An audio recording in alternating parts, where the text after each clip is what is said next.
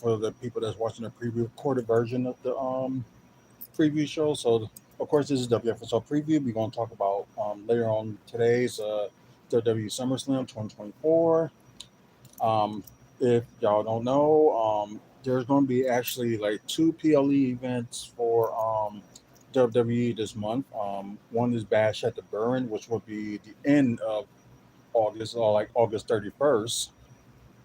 Then you got, this one that'll be on later on today, which is WWE SummerSlam, which they will be in Cleveland. And about 7 matches, and this possibly this PLE event could go up to 4 hours. So that could be. So I'm still upset with the quality, not quality, but quantity of these matches. Only had seven, and you're going to be running like 4 hours. But then again, plus they're going to have a Jelly Roll concert. So, well, him performing, which is ain't going to take like a lot, like a few minutes. So I don't get that. Um, Also, they'll probably have some like stints with the Miz as he's going to be hosting SummerSlam this year. Plus, you got like a lot of people from in Cleveland. If you saw earlier yesterday on SmackDown, you have Johnny Gargano from Cleveland, although they lost the tag titles to Bloodline. No, kind of sucks, and they didn't have a proper run. So hopefully, they will get to that point. They'll probably get the rematch again and probably take the titles back from them. Let's see what else. Who else is from Cleveland? Of course, you got Logan Paul from Cleveland. Of course, The Miz. And I think there was one more person that's from Cleveland. I can't even think of who it is. I don't even know, but yeah, I'm thinking somebody. Let me look at this list here. Nope, I think that's pretty much it for everybody that is from Cleveland. But I don't know. It just seems like I'm missing somebody, but I just can't think. But anyways, let's get to these matches. And first off, we got the Intercontinental Championship match, the rematch from the Money in the Bank PLE event. Sami Zayn defended his Intercontinental Championship versus Braun Breaker. Y'all probably already know the story. Braun Breaker won his rematch, so he was creating havoc, and he got his rematch. So just a lot of stuff going on. Hey, what's going on? But you already know what's going on with that. Who I thanks. Yeah, I'm ready for it later on today. So that's what I'm talking about now. Um but who I think is gonna win between Sami Zayn and Braun Breaker? I don't know. I don't know, but if they really want to like actually make Braun Breaker look good, they will give it to him. And I can see them doing that. So nothing against like Sami Zayn, but I think Braun Breaker will win the, and be the new Intercontinental Champion. Next off on the list, you got the United States Championship match. You got Logan Paul defending it for the third time in over 200 days against LA Knight. They've been feuding a little bit for a while now, like going back to each other's house, and plus, he tried to, what can I say? Trying to, get on Logan Paul's nerves and try to, he was mentioning that, earlier on that he does want the United States title and all that. So, they've just been feuding a little bit back and forth for the past couple of months. And as y'all call and saw like earlier tonight, that English um, is like what you kind of saw is they was honoring Logan Paul like being from Cleveland and whatever, but apparently he lives in Puerto Rico. Um, the what's that? The banner went down, and yeah, Yeah, that Puerto Rico bit is just kind of funny. Kind of same thing with Joe Francis from Girls Gone Wild. Yeah, just look like that. Hey, what's up? Um, let's see. I know I was talking a little bit of Logan Paul and LA Knight, but LA Knight talking about like what he put on the banner that just says "yeah" on there. So LA Knight went to the back and took the Prime car and took it, and you saw Logan Paul was trying to go after him for it, and it was just a funny segment. So this is long overdue for if y'all guys are in the Milwaukee area next month, since you just mentioned about Velveteen Dream, he will be in town next month at Legacy Pro Wrestling, 7507 West Oklahoma Avenue in Milwaukee. He will do like a meet and greet him, and he's gonna be day two for that, and John Benjamin is gonna be day one. I think it's like the 13th and 14th, I believe. I might got the days wrong, but I know it's gonna be like around that second weekend of September, the second weekend. Yeah, I do agree that I'm just shocked at that decision with the giving the titles to the Bloodline and only have Gargano and God Tommaso Ciampa only hold it for like about they said 28 days. So that was kind of me, in my opinion, was the stupidest thing that could ever do. So I really don't get it. Though, but my stepson plays Fortnite. I don't like. I understand the concept of the game, but I just cannot get into it. Um, but anyways, like I was saying, this is long overdue, and I think it's time for somebody else to hold the United States title. L.A. Knight, because someone said I remember on the group chat that the title needs to be more prestige since Logan Paul had it and didn't defend it as much. But y'all got to remember he is a part timer and probably won't defend it as much. But he did make at least a little more decent appearance than anybody else would. Like when they did a part timers. Like look at Brock Lesnar is like he only appears like when he was on Raw, he only appeared very rare. Then defends on like the main pay per views, which I know some of y'all got like sick and tired of that. Yeah, think yeah. Like I'm really gonna say that I'm not a sucker for that. So too bad, not falling for it. Um, want me to give me wanted to give somebody a shout out and want me to say it because I bet that's not even the son's name. I don't know. Some of y'all be posting on here. Y'all think some people are like really stupid and think you're just gonna type out anything just to get a laugh. So no. Anyways, I'm going for LA Knight to win this match and win the title and at least defended it more than a certain amount of times. And plus, LA Knight is long overdue for at least a title. Couldn't get the briefcase and Money in the Bank, which kind of sucks. But yeah, I'm going for LA Knight to win this match. Okay, now you got the WWE Women's Championship match. You got Bailey defending against Nia Jax. Nia Jax won Queen of the Ring. That was like back in May, late May. Then you got because they mentioned on there like what was like weeks before that PLE event that whoever wins like King and Queen of the Ring will get like a automatic title shot at SummerSlam. Because sometimes they kind of they what they did was like they did that in the past with certain King of the Ring winners. Like they did it for I'm trying to think who they did it for. I know the last time they did it was Brock was the person that won it, and I think you know what was I think that was the only one time that they did it. But it was if it was another time, y'all let me know because I wasn't sure. Yeah, Logan Paul is amazing in the ring. I agree with that. But like, I know he's busy with his schedule and stuff like that.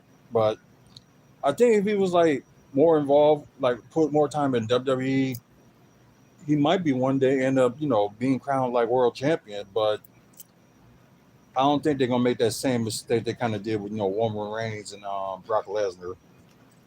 But then again, it's a new era, so who knows what they're gonna do. Like I said, the women's match, you know, Tiffany Stratton has got Money in the Bank, and y'all saw probably the new briefcase that she got from Nia Jax on SmackDown. I know the women is gonna love the briefcase, so I'm not like worried about that. But I don't think you gonna ever see a man carry a pink briefcase saying Money in the Bank. Like, I know you guys that's watching on the pre-show won't see it, but I think I can probably show you guys that's watching live. If y'all can see that green thing right there, that's on top of the United States Championship and the Intercontinental Championship. That's the Money in the Bank briefcase that I got, that I brought. So yeah, it was kind of like the pride and joy. So if you guys on the pre-show, if y'all see this, y'all can go back and see the where I just showed them like about the briefcase. Just like check out the live part of it. I know you can't watch it now, but you can just rewatch it. Just promoting WFSO. So just check out our past content with Pro Wrestling Talk and also with Milwaukee Bus Talk. So I can get that plug out the way. So check all this out on YouTube. Anyways, Nia Jax has been dominant since her return, and I don't think she only had like one or two losses since her return, and that was for the was it the WWE Women's World Championship that she.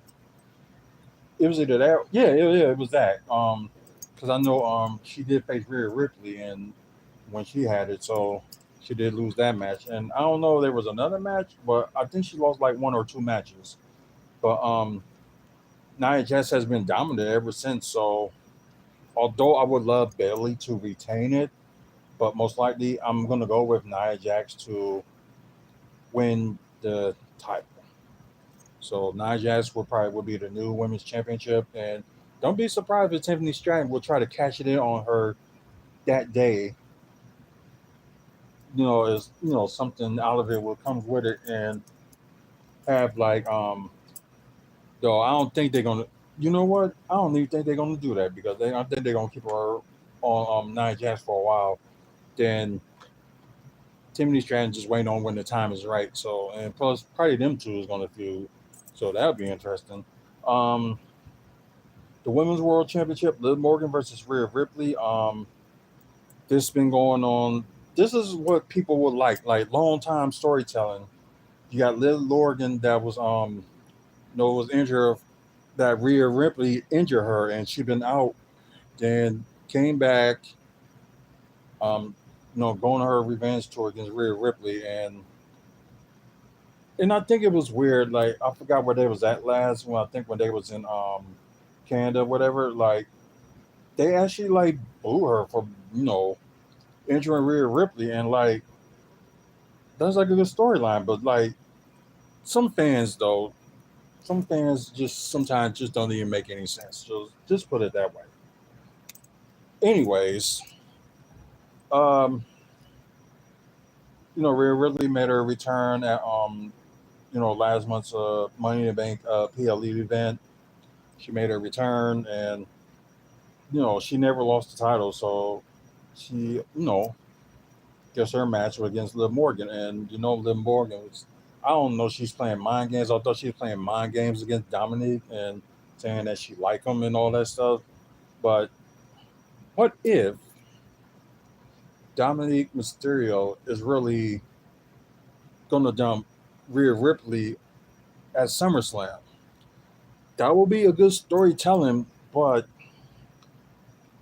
hmm, I don't know if they actually would pull that. But if they do, I'm gonna go with I could be wrong about this one, but I think I'm gonna go with Liv Morgan to retain the women's title, so she can completely like get her revenge.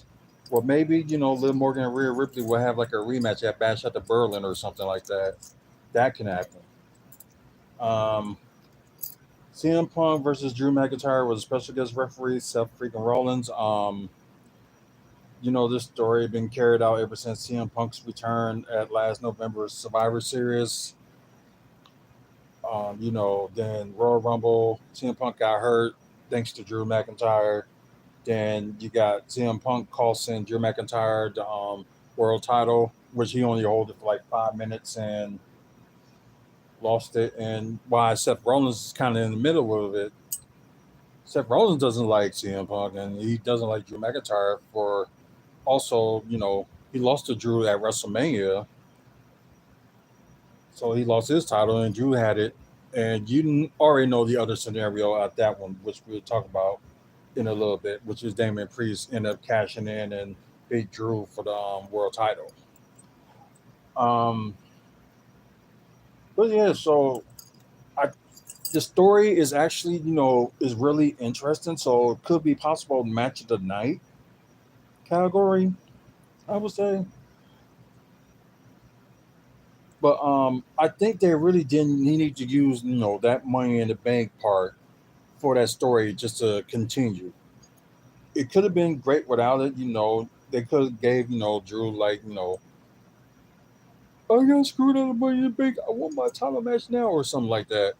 Could have did something like that. Then CM Punk, well, kind of what he did with the briefcase, and when he Drew cashed it in, CM Punk cost him the match again. So, but then again, before that, Drew beat up CM Punk in Chicago, and he was out for like weeks or whatever. So overall, this would be funny if they both ended up getting screwed by Seth Rollins, and match would happen. But I think they really got to save the CM Punk and Drew McIntyre match for like the Bad Blood pay per view, which would be early October. So they might be saving for that. That is a possibility, but I think they should save for that and keep this continuing. So I don't know who will win this first fall, but then again, this would be CM Punk's kind of like second match in WWE since his return. His first match was the Royal Rumble and ended up getting injured by that. And now he getting his like second match since his return against Drew McIntyre. So, because it'll be something that Seth Rollins will screw both of them, but just keep that in mind. That might happen. But I'm gonna go with CM Punk to beat Drew McIntyre, but the feud will not be over. So that's what I think on that. World Heavyweight Championship match. You got Damian Priest defending against Gunter, which we know the story with that one. Gunter won King of the Ring in late May, automatic title match at SummerSlam. Uh, I don't know. It's like it's got to change the things. Like Damian Priest starting to be a fan favorite because most of the times he wanted to do like title matches on his own, but somehow some way without him saying anything that Judgment Day was involved anyway. So needs to say, I think this one they just gonna let it be straight up 1-on-1. But even if Damian Priest loses this, it's not gonna prove a thing that he couldn't do it without Judgment Day. So isn't it's not gonna prove anything. But SummerSlam could be the possible that the Judgment Day could be ended. The beginning of the end. That's what I'm saying. So this is like a hot feud already. Well, with Gunter's, trash talking and all that. So I think most likely, if Damian Priest retains it, I won't be upset, and it'll be still cool if he does. But most likely, I think Gunter is going to be the new world heavyweight champion, and I think the man is going to end up holding it all the way through WrestleMania. That's just my pick. So, because it would be like that good time for Gunter to lose that at WrestleMania, but if he end up keeping it past WrestleMania, oh well, right?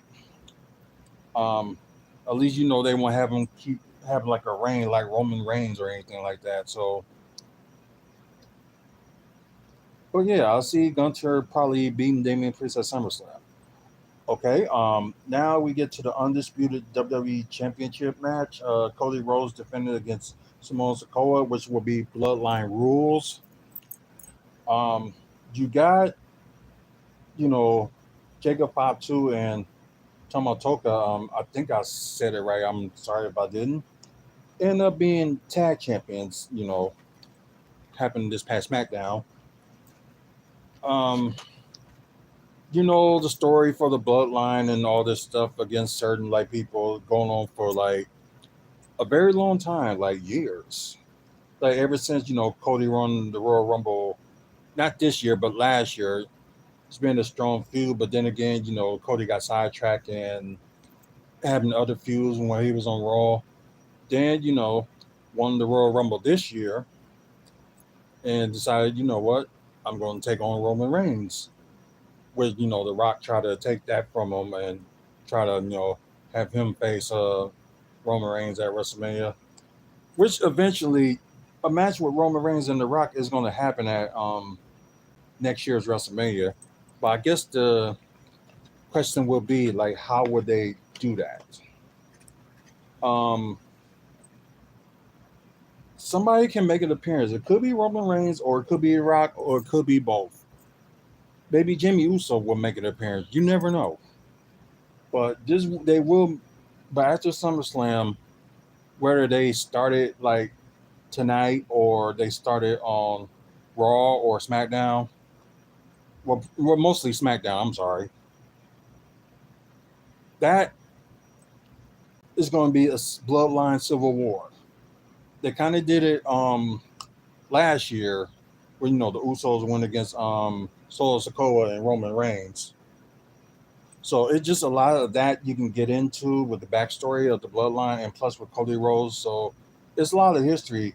So I'm glad WWE is starting doing these long time storytelling lines without treating it. Well, I can't say all of that because I know some of us didn't like the reign that Roman Reigns had with the titles and whatever, and you know rarely defend them.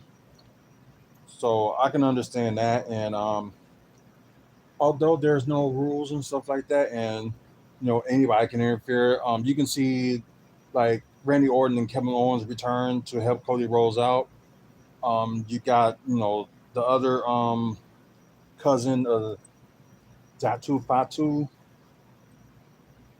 being there as well, since he's in Cleveland. So that's a possibility that something like that will happen. So it's just a lot of things, scenarios that can happen. But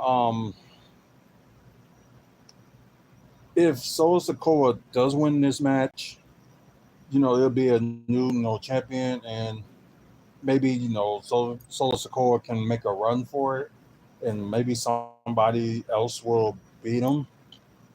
That's possible. But just as I see it right now, I'm not doing this by by the heart. I'm just doing this by thinking wise. But you can't think like Vince McMahon anymore. You can think like what Triple H would do. But I'm thinking I'm just going by what makes sense. Somehow, some way, I think Cody Rhodes will retain, and it's just gonna be a crazy show of that match, and possibly be the main event. So this will be interesting. But anyways, that'll be it for me. Hopefully, SummerSlam today will be very interesting. Although I don't like I understand the quality of the match that you got to have, but not all matches got to be like 30 minutes long or anything like that. So, but That's just me. Because I like quality and quantity. And plus, it's going to be a very long pre show, like a 3 hour pre show. So I'm not watching that. Like the pre show they will have won't make no sense anyway. So why have a 3 hour pre show? Doesn't make any sense. It's like you're going to repeat yourself. It's like, unless there's like a match that they're going to throw in there, that's fine. A match or two. But no, no 3 hour pre show. I know it's supposed to be like one of the biggest PLE events of the summer, but still, no. But what can I do? Or what can we do? Maybe talk about it and hopefully, somebody in WWE like listen to us and actually put like more quantity matches and also do quality of it as well. Wait, quality is the amount of matches. Quantity is how the match does. Sorry about that. I'd rather have quality than quantity. But I would like to have both too, but I don't know. But anyways, that's it for me. Thank you guys for listening, and some of y'all already on YouTube were chatting with me, so I appreciate that. Because there were a lot of y'all on there, so I know I rarely do like shows like this about this time, but for the people that's gonna watch the pre-recorded one, they ain't gonna see it until tomorrow. Well, I'm gonna say like in the morning, maybe like around 10 or 11 a.m. Central Time. We'll see how that goes. But please like and thank y'all for the likes on here. So I appreciate it. So besides giving me likes, please subscribe to the channel. And thanks for our loyalty subscribers that have been watching us almost every day. I know it's been lack of videos as of late, so I'm still going to try to do more. Because I do got a few ideas that I can do this month with some videos. We'll just see what happens. But anyways, thank our sponsors, Art from the Heart. Check out their page on Facebook with like interested. If you're interested in drawings and stuff like that, check them out.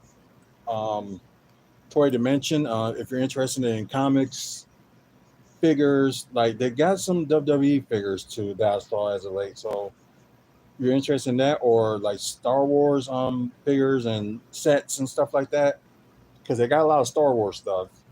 And also, if you're interested in like comic book figures as well, they have that too. So check them out. 5925 West North Avenue in Milwaukee. So if you're in the area, please check them out. Um, but anyways, like I said, check out the past videos as well. So give them a look. You like wrestling content and Milwaukee Bucks content, you would like the channel. So until the next video, thank y'all for watching. Y'all have a good one. If you're watching live, have a good night. If you're watching anywhere for the pre-recorded show, have a good day or whenever day it is you're watching. And hopefully y'all enjoy SummerSlam and hopefully it'll be a good one. So until then, you guys have a good one. See you later.